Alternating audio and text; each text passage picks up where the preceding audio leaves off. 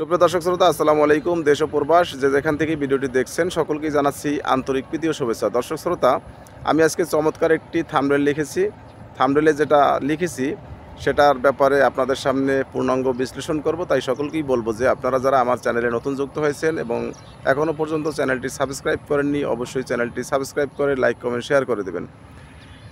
আপনারা সকলেই অবগত আছেন যে ফ্যাসিস্ট শেখ হাসিনা পালানোর পিছনে যাদের অসামান্য অবদান ছিল এবং গণ অভ্যুত্থানে প্রথম সারির যারা নেতৃত্বে ছিলেন তারা হচ্ছেন হাসনাত আবদুল্লাহ, সাজরিস আলম, তারপরে নাহিদ ইসলাম, এরপরে হচ্ছেন আসিফ মাহমুদ, সজীব ভুইয়া, এছাড়া আরও অনেকেই আছেন।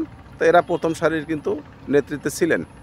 এখন তাদের নেতৃত্বে কিন্তু আমরা দেখেছি যে প্রধান উপদেষ্টা ডক্টর মোহাম্মদ ইউনূস সাহেব এসেছেন এবং কিছু কিছু উপদেষ্টাদেরকে তিনি নিয়ে এসেছেন। আসলে একটা ব্যাপার হচ্ছে, বাংলাদেশে একটা প্রচলিত কথা আছে যে কম্বলের যদি লোম বাছা হয় তাহলে কিন্তু কম্বলের আর কিছুই থাকে না। আসলে বিগত 15-16 বছর 17 বছর শেখ হাসিনা ক্ষমতায় ছিল।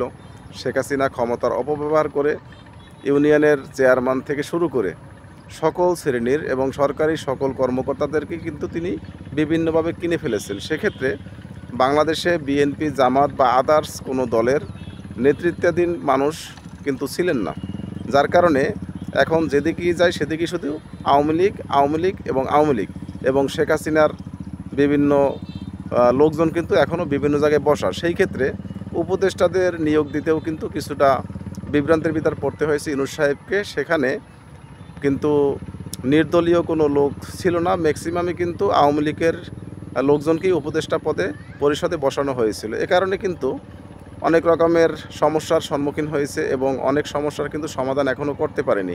এটা নিয়ে বহুত আলোচনা সমালোচনা হচ্ছে, কিন্তু কোনো সমাধান হচ্ছে না। তো যাই হোক, এখন এই যে নাহিদ ইসলাম, উনি কিন্তু উপদেষ্টা পরিষদে ছিলেন, উনি ওখান থেকে পদত্যাগ করেছেন।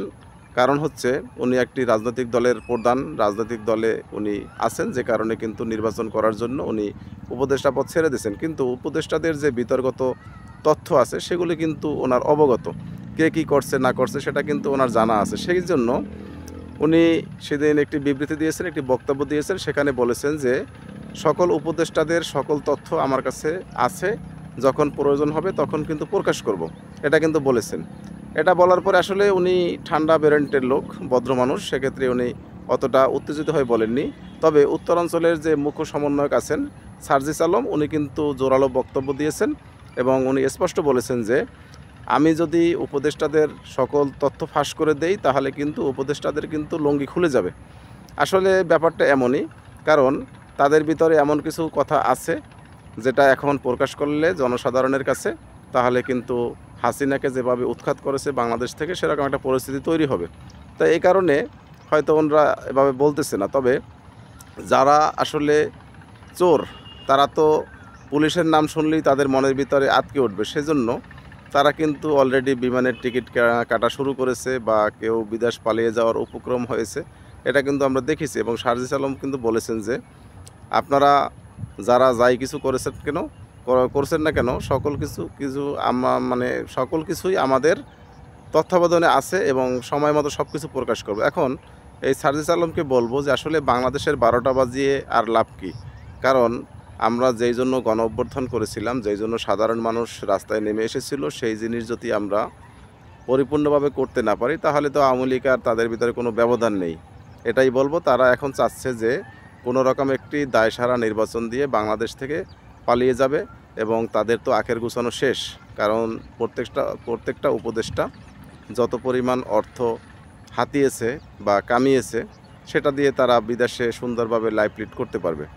তা এটা আসলে মানে সার্জিস আলম এ ধরনের বক্তব্য দিত না যদি ওনাদের শাপলা প্রতীক দেওয়া হতো এবং ওনাদের দলের নিবন্ধন দেওয়া হতো। আসলে এখানে আরেকটি ব্যাপার আছে, সেটা হচ্ছে যে ওনাদের পরে একটি দলের আত্মপ্রকাশ হয়, সেটা আমি নাম এই মুহূর্তে প্রকাশ করছি না। এটা আওয়ামী লীগের একজন বড় নেতৃত্বের এক লোক, উনি একটা দল গঠন করেছিলেন, সেটা কিন্তু অলরেডি নিবন্ধন হওয়ার পথে এবং তাদের মার্কাও কিন্তু চূড়ান্ত। হয়তো এমন হতে পারে যে ওনার মাধ্যমে আওয়ামী লীগ আবার বাংলাদেশে পুনঃপ্রতিষ্ঠিত হতে পারে।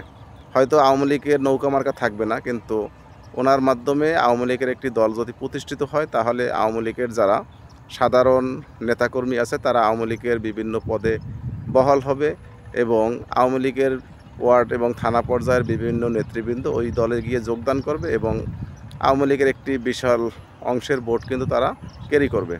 আসলে এটা নিয়েই মূলত এই যে হাসনাত আবদুল্লাহ বলেন, সার্জিস আলম বলেন আর নাহিদ ইসলাম বলেন, এদের ক্ষোভটা এখানেই যে আমরা স্বাধীনতার প্রথম সারির একটি দল, স্বাধীনতার মানে দ্বিতীয় স্বাধীনতা যেটা 24-এর স্বাধীনতা বলি আমরা, সেটাকে কিন্তু নেতৃত্ব ওনারাই দিয়েছিলেন। এখন ওনাদের সেই দলের নিবন্ধন এখনও হচ্ছে না, আবার ওনারা যে শাপলা প্রতীক চেয়েছিল সেটাও কিন্তু দিচ্ছে না, আবার সেখানে আওয়ামী লীগের এক দলকে তারা নিবন্ধন দিবে, আবার সেখানে মার্কাও চূড়ান্ত হচ্ছে, তাহলে তাদের ভ্যালু কোথায়? এটা নিয়ে কিন্তু তাদের আসলে উপদেষ্টাদের উপরে একটু রাগ ক্ষোভ থাকতেই পারে। এখানে আরেকটি মজার ব্যাপার হচ্ছে শাপলা প্রতীক কিন্তু মাহমুদুর রহমান মান্নাও চেয়েছিল, তাকে দেওয়া হয়নি। এইটার অজুহাত কিন্তু তারা দিয়েছিলেন নির্বাচন কমিশন। পরে নির্বাচন কমিশনকে কিন্তু মাহমুদুর রহমান মান্না বলেছিলেন যে তারা স্বাধীনতার সপক্ষের দল এবং তাদের নেতৃত্বে দ্বিতীয় স্বাধীন হয়েছে বাংলাদেশ, সেক্ষেত্রে তারা যদি শাপলা প্রতীক চায় অবশ্যই তাদেরকে দিয়ে দেন, এক্ষেত্রে আমার কোনো আপত্তি নেই। তারপরও কেন দিচ্ছে না? অদৃশ্য কোনো কারণ থাকতে পারে, সেটার জন্যই হয়তো দিচ্ছে না। এই কারণে মূলত এই সার্জিস আলম এবং নাহিদ ইসলামদের ক্ষোভটা আরও বেড়ে গেছে। তো যাই হোক, এখন দেখার পালা যে আসলে এটা নিয়ে কি হয়, এবং আমি যতটুকু মনে করি যে এই চলতি সপ্তাহের ভিতরেই উপদেষ্টাদের অনেকেই দেশ ছেড়ে পালানোর পায়তারা করছে এবং পালাবে। যাই হোক, দেখার অপেক্ষায় রইলাম। ধন্যবাদ সকলকে। আমার নিউজের ভিতরে যদি কোনো ভুল ত্রুটি হয়ে থাকে অবশ্যই ক্ষমার দৃষ্টিতে দেখবেন এবং আমার চ্যানেলটি সাবস্ক্রাইব করে লাইক কমেন্ট শেয়ার করে দেবেন। ধন্যবাদ সকলকে। আসসালামু আলাইকুম রহমতুল্লাহ।